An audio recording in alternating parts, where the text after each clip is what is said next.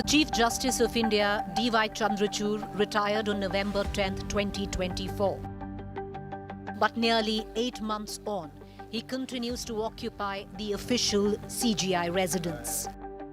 Why hasn't the official residence of the Chief Justice of India been vacated? That is the big question. This isn't about a bungalow.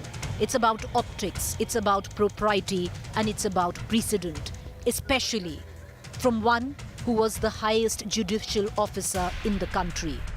The CJI is expected to set an example, and when he overstays in an official house, questions of entitlement and privilege inevitably arise.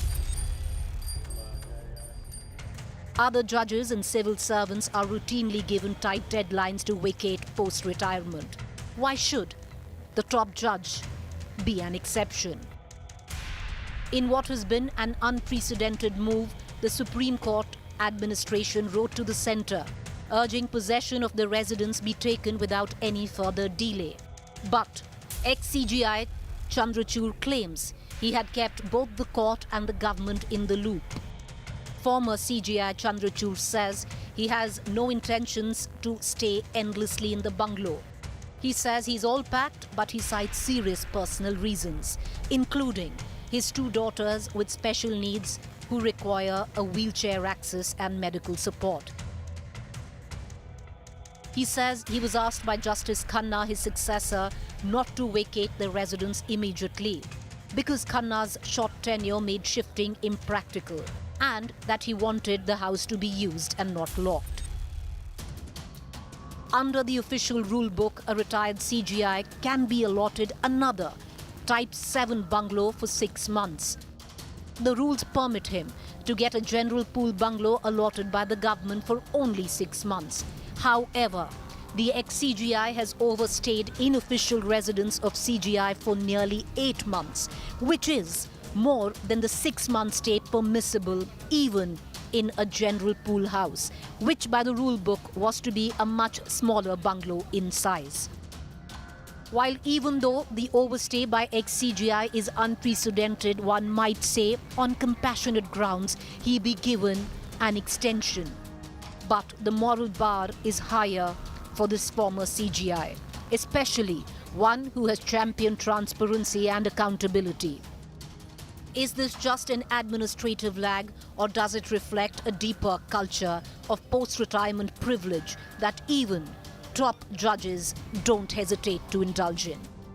Top Focus on To The Point this evening. I'd like to bring in my colleague Anisha, who follows the courts very closely.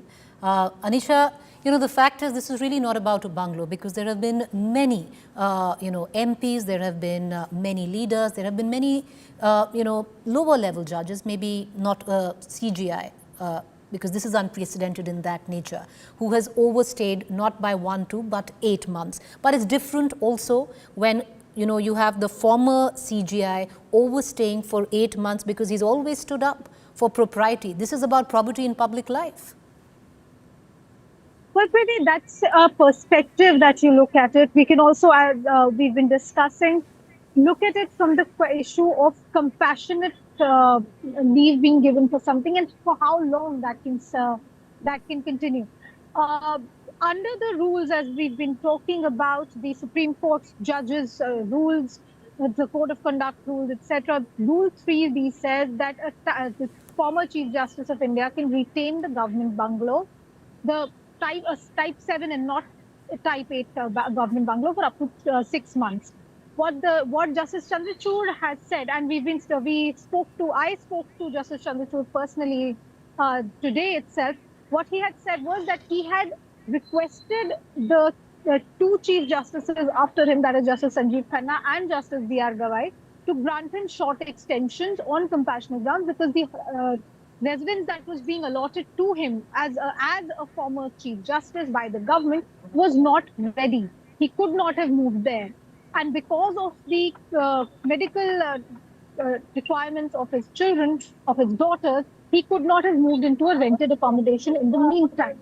Now, where this entire question has snowballed really into a question of propriety, into a question of privilege, is the fact that in an unprecedented move, the Supreme Court administration sent a letter to the government of India asking for the eviction of the current occupants from the official Chief Justice's residence.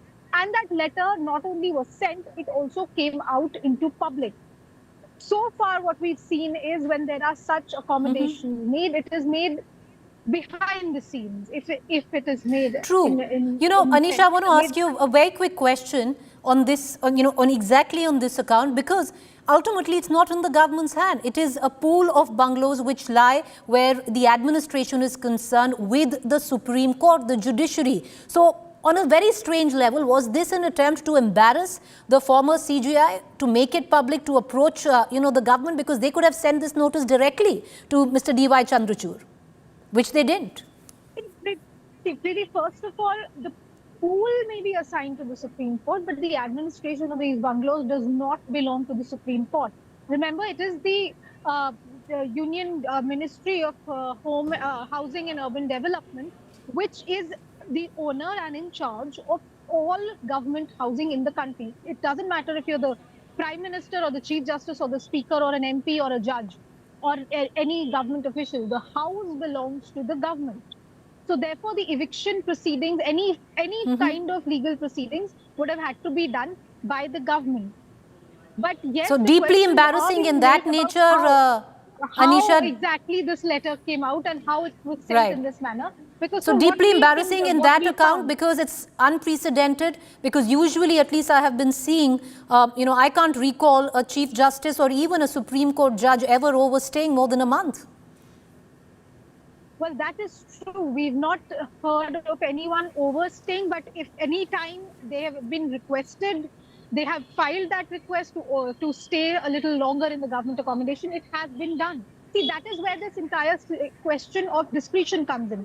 If the Chief Justice allows it, they could be given extension. But here what we're seeing is that Justice Gawai had given extension up till the 30th of June.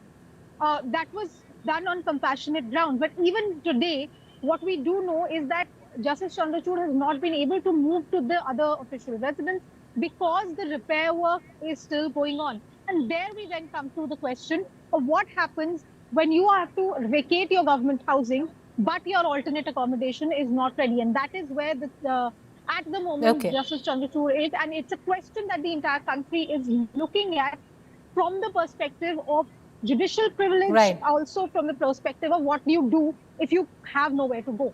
Back to you. And also from the perspective of you practice what you preach. And, if you have, while you were in office, you've constantly preached for, transparency and probity in public life, then you very well follow it yourself. We're going to leave it at that. Thank you, Anisha, for joining us.